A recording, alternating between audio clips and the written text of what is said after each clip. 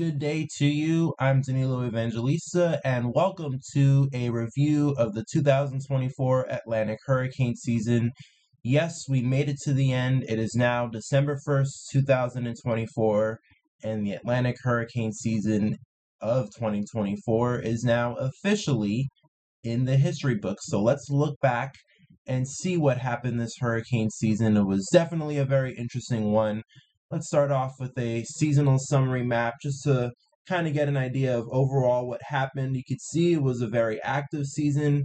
Did indeed live up to the expectations that it would be a very active season. In fact, it did reach hyperactive threshold in terms of the accumulated cyclone energy.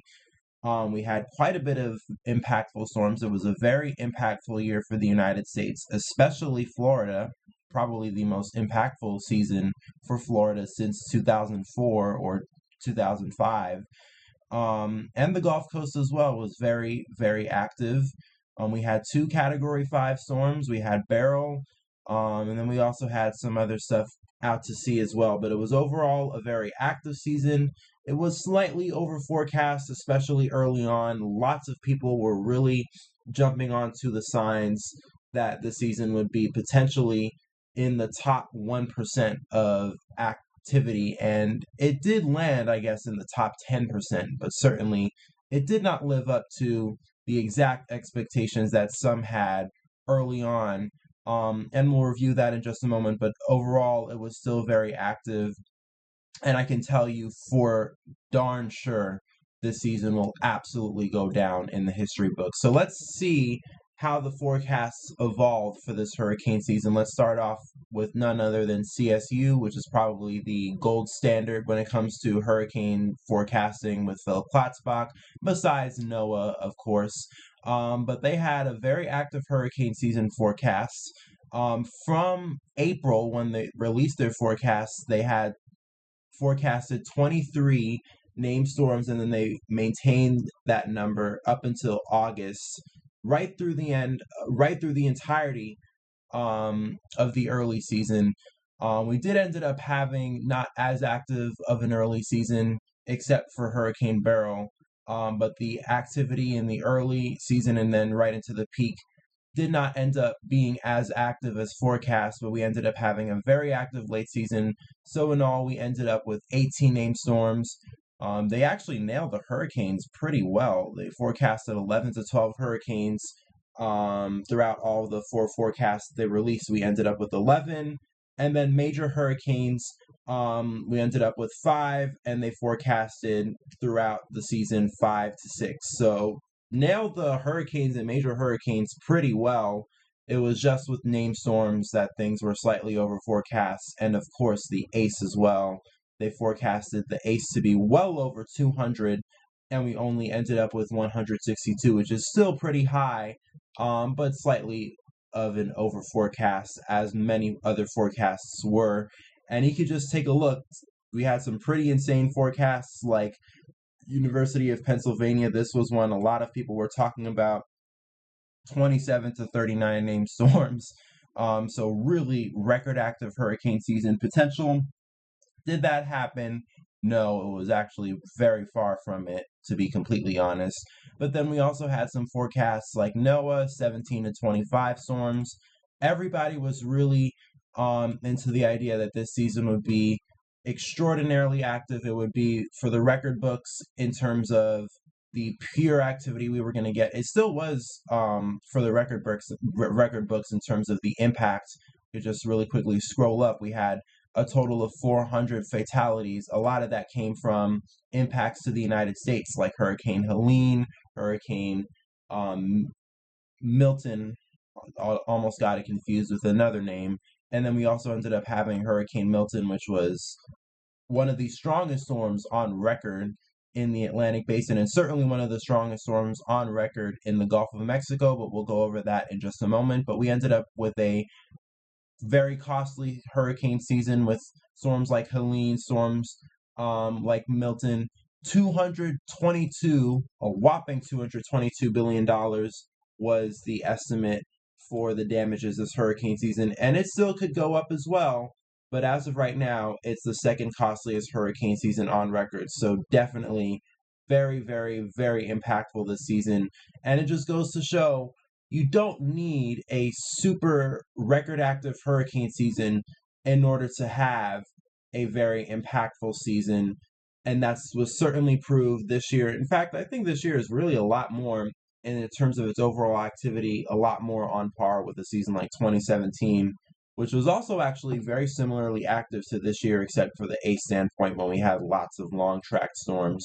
Not quite the case this year, but still, we had something like 17 storms and 10 hurricanes in 2017, very similar to this year, and that year ended up being the costliest hurricane season on record. So I guess you really didn't need all of these forecasts showing 23, 24, 25 named storms in order to get the idea that we were going to have a super active and super impactful hurricane season. Although a lot of them did actually do very well with the amount of hurricanes and major hurricanes. A lot of them were within 10 to 12 hurricanes, and some of them explicitly predicting 11, like CSU. Then we also had others. 11 was actually a very common hurricane prediction or number prediction by forecasts that were being released back in April, and 5 major hurricanes as well. So it really just seems to be the named storms that were over forecast this year. Regardless, it was still a very active hurricane season. So we know the overall season was active. Let's take a look at some of the individual storms that really kind of cemented this season as a historical season, whether it was historically active or not. Let's start off with Hurricane Beryl in July. This storm formed in late June. This was one of the earliest forming major hurricanes on record. This was certainly the earliest Category 5 hurricane on record. It became a Category 5 as it approached the Eastern Caribbean at the start of July. We all remember that.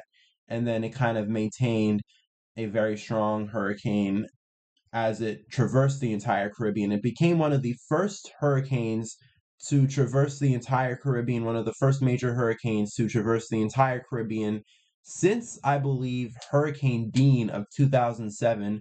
We were seeing a lot of Caribbean activity, especially over the last several years, but we have yet to see a Caribbean cruiser, or that's what they call the term, a Caribbean cruiser, when a hurricane traverses the entirety of the Caribbean from start to finish. And we got that with Hurricane Beryl, so it kind of broke that streak of time that we wouldn't get these kind of storms, and it was definitely impactful. It was for a while forecast to go over directly Jamaica. It didn't do that. It skirted the very southernmost part of Jamaica, so I guess the worst possible impacts for the island were spared, but certainly it was still a very strong storm, brought lots of impacts to the Caribbean, especially down here in the southern, I think, Windward Islands. I think I don't know, I think it's the Leeward Islands, I think, brought very, very devastating impacts.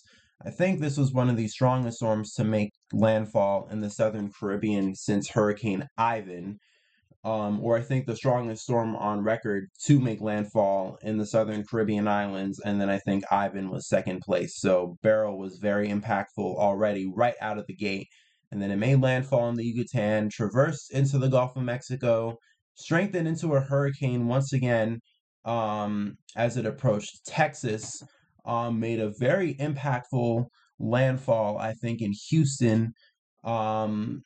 And then it obviously moved inland and died out. And by the time we had that, it was already mid-July.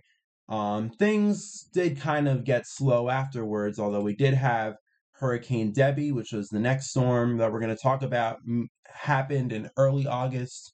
Was definitely a pretty interesting storm. Did made landfall on the Florida Big Bend as a Category 1 storm.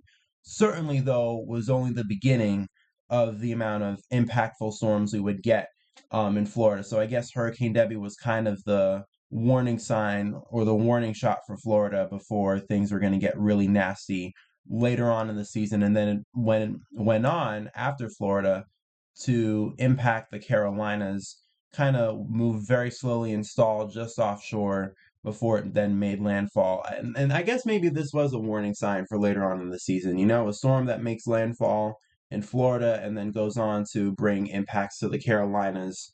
We had that, certainly that kind of storm on a much larger and more impactful scale happen just later on.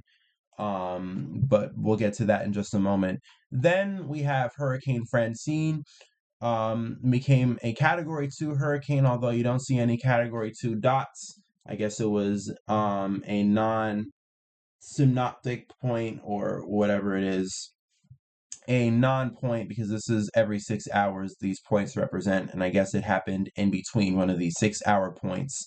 But regardless, Francine became a Category 2, and this was coming off of the heels of, at this point in the hurricane season, this was right around early to mid-September. Lots of people were thinking that this season was not going to be as active as forecast. Some were even saying that this was going to be a very inactive season, because the peak was just not active at all. Certainly not what you would expect in a season that was supposed to be hyperactive. Um, so we then had Francine, and this was already mid-September. Made landfall though in Louisiana. Did bring some pretty decent impacts, although I do think it probably could have been stronger. Not sure, but it did have some issues, I believe, before it then made landfall in Louisiana. So that's Francine. Now, finally, on to the storms that'll probably make this season the memorable season that it'll go down in the history books. First of them, Helene, and this was really in a very impactful storm. I think much more so, especially for the inland areas. But also right at the coast too. This was a very strong storm for the Big Bend. It made landfall as a mid-range Category 4. But I think the part that really got everybody by surprise, was the impacts it brought to the Carolinas. Lots and lots and lots of rain that occurred well ahead of the storm making landfall in the Florida Big Bend before it went up into the Carolinas.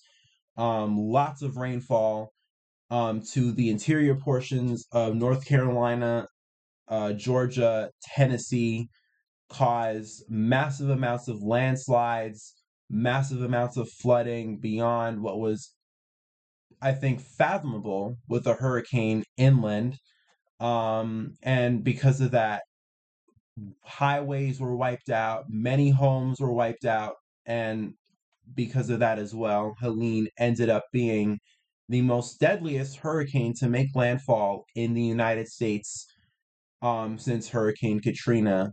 And definitely lots of comparisons to be made about the impact of the storm between Katrina, especially when it comes to the response, let's say, the response by FEMA and the government and that whole situation. You could definitely say there are lots of comparisons to be made about Helene when it comes to that aspect of the storm. So much to be talked about with that we'll probably not go over in this video, but just so you know, there's a lot to talk about when it comes to the response of this storm. But I guess in some ways, I guess it happened the way it happened because just how impactful this storm was. I think the death toll with this storm is roughly 200 to 300 deaths, which is the highest of a landfalling hurricane in the United States since Katrina. And also the damages, I think, well over $100 billion. But this is not the only storm to cause lots of damage, not just only at the coast, but obviously inland. But especially for Florida, the assault wasn't over. Moving on into October, we had Hurricane Milton. Very impactful storm for Florida, but I think the bigger story is the impact, or not the impact, the intensity it had, especially in the southern Gulf. The fact that this, I think, intensified from a tropical storm to a Category 5 hurricane in 60 hours, I think, or some very insane number. I think even under 60 hours, maybe I think under 48 hours, the storm became a tropical storm to a Category 5. This certainly went from a Category 1 to a Category 5 very quickly within 18 to 24 hours.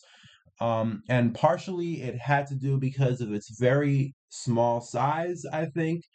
Milton was a very small storm, and that helped it rapidly intensify very quickly, and it helped it attain a very, very low central pressure. It peaked at 897 millibars, and then it peaked below that. It peaked for a second time below 900 millibars as well at 899 later on.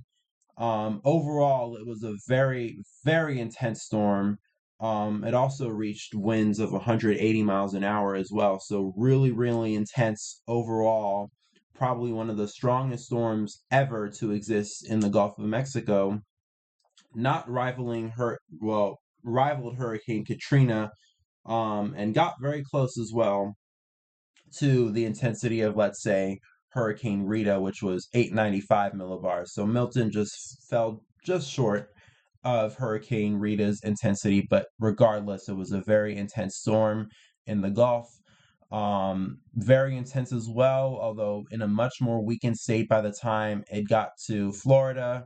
It was only a Category 3, thank goodness. Lots of strong wind shear kind of disrupting the storm as it made landfall in Florida, but still it was very impactful. And then this kind of, after that, sums up the sort of impactful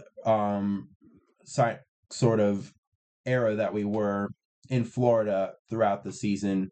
But this will certainly be remembered as one of these strong storms that kind of headlines this hurricane season. And then we have kind of an honorable mention, Hurricane Oscar. And this is mainly an honorable mention because of how quickly it became a hurricane. This literally went from being a disturbance to a hurricane in exactly 9 hours. You could see this represented.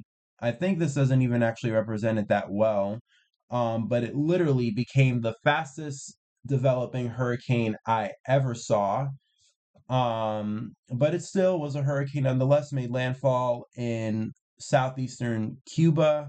And then after that, it kind of went north and died out. It wasn't a very significant storm, except for the fact that it was a really, really quickly developing hurricane, and it caught everybody off by shock of how quickly it developed. So that's that. And then finally, to end the season, well, there was another storm after this, but it was weak. We had Hurricane Rafael, made landfall in Cuba as a Category 3. I wasn't really paying attention to this storm that much, as evidenced by my YouTube page. Didn't really post that much during Rafael, but was a major hurricane, and then it went on into the Gulf, became a major once again. But it kind of, after that, became one of those other special storms in the Gulf, or one of the very few special storms in the Gulf to not make it or make landfall anywhere along the Gulf Coast at all. Kind of just moved into the Gulf. Very strong wind shear and dry air was ahead of it, and then it slowly weakened, and then kind of just fizzled out, and then meandered around in the open Gulf of Mexico. I do think that for a while this was actually forecast to hit, I believe, the northern Gulf Coast around Louisiana and Mississippi. But that didn't happen. It just meandered around, and I guess thank God it did, especially after the very active season we had. 5 total hurricane landfalls, I believe, and 2 major hurricanes,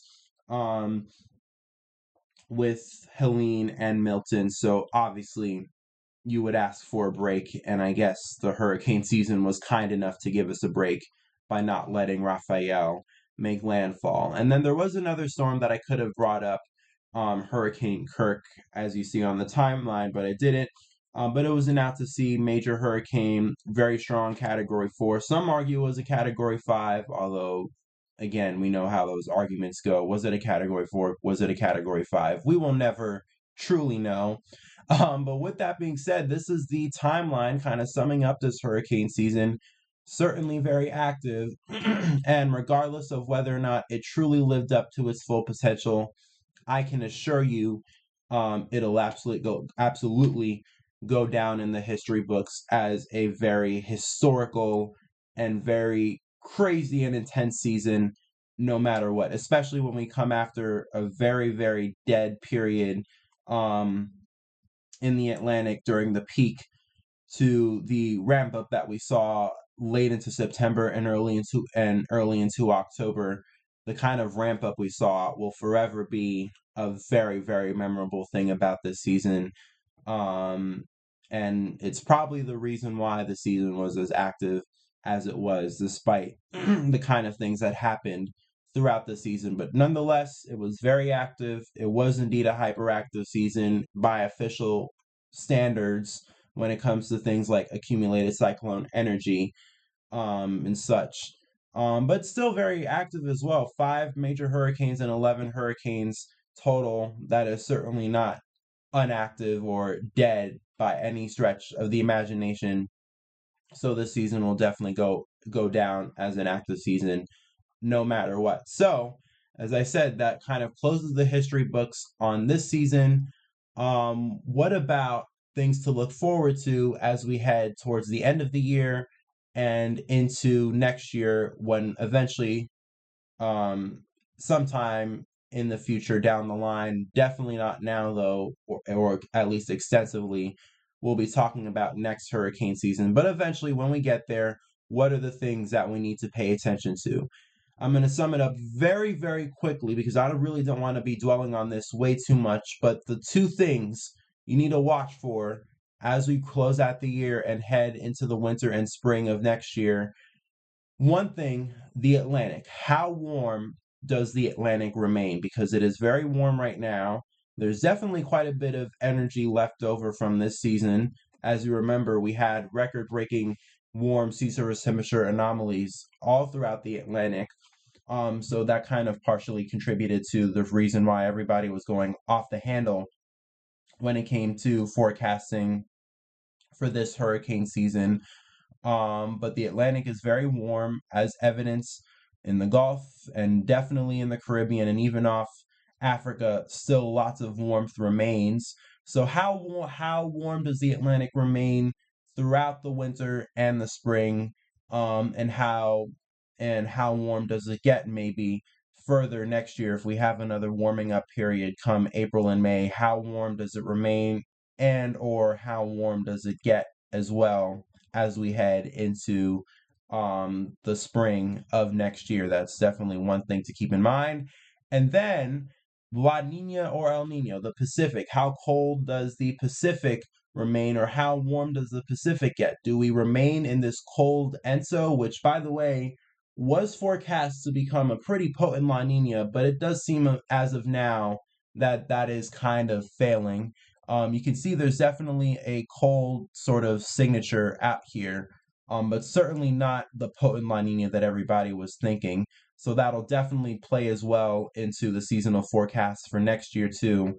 It'll also have implications on the winter, which is something else we'll be talking about in just a moment. But how warm or cold does the Pacific stay? Do we kind of remain in this coldish, kind of almost La Nina, although not really, sort of setup that we have right now?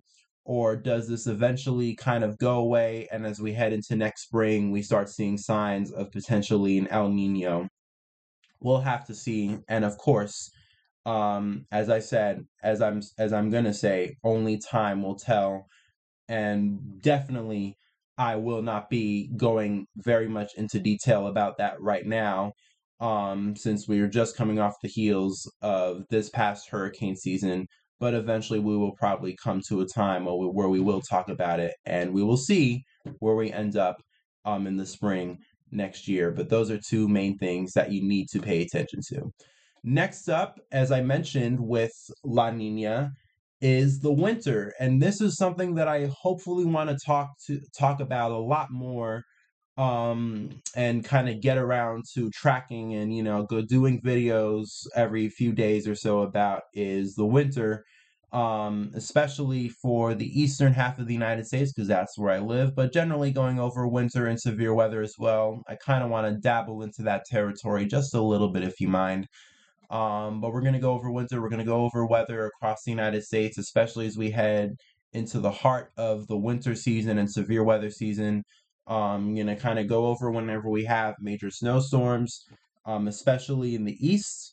And of course, I hopefully want to be able to dabble more into severe weather season when that comes around. So we're going to do that as well as a kind of a way to kill time between now and next hurricane season, and also to, diversify what we talk about a little bit on this channel. Because I did start off by wanting to talk about when I started off this channel 4 years ago. I'm gonna be 5 soon in just a few months. Kind of crazy, but here we are. But when I started this channel off 4 years ago, I started by talking about severe weather and winter weather and things like that. But then I kind of just, as things went on and as we got to the hurricane season, I only talked about hurricane season, and then I only made that my focus for this channel right after. So I kind of want to go back to what I started with when I talked about more things than just hurricane season. And hopefully, if you mind, we could do that, and hopefully that'll work out well. And where can you find me if I'm not on YouTube? And where can you find me for all this information on hurricane season as well, but especially with winter weather too and severe weather? Where can you find me for all this information? You could find me on X, or as I still call it, Twitter. We're going to go over everything when it comes to weather, all of my opinions when I'm not on YouTube, and this will honestly be a lot easier for me. Instead of having to post a video every single day, sometimes I'll post on Twitter. Um, Follow me on X. That's when you can get the most information out of me. Of course, if I actually bother to really post on X, I haven't done so well with actually doing that over the past several weeks, but I hope to change that, and we'll see where it goes. We'll see where we end up. And then of course we will see where we end up when it comes to hurricane season talks for next year. It'll be a again, lots of time to really, you know, actually think about it, which is why I want to do the winter weather, but we'll see. And hopefully I ask you that you can stick around, and hopefully it can end up in a success. With that being said, though, I really thank you so much for watching me through the times that I was on this hurricane season. I definitely know I could have done better in being active throughout the hurricane season, but I thank you for watching me the times that I was on. Looking forward to tracking next season with you as well. Hopefully we could get much more successful next season, and I hope you'll be here to watch that. And if you weren't there this season, but you are interested tracking with us next season, definitely subscribe, like, share with family and friends, because that's how we grow on YouTube, and that's how we become successful, is if we share and if we get more people to watch us in what we do. Hopefully we can grow, and hopefully we could have a much more successful season next season. Thanks for sticking by with me. I'm Danilo Evangelista. Enjoy the rest of your day and the rest of your week, and we will talk again very soon.